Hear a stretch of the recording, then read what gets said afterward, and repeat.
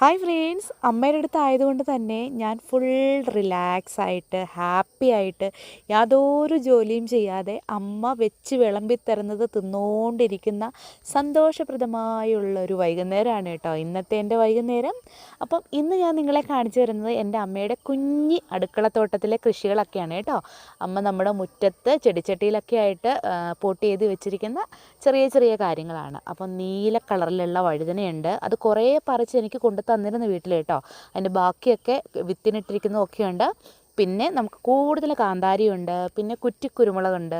അതുപോലെ തന്നെ ഏറ്റവും കൂടുതലുള്ളത് ഈ ഒരു നീല കളറുള്ള മുളകാണ് കേട്ടോ.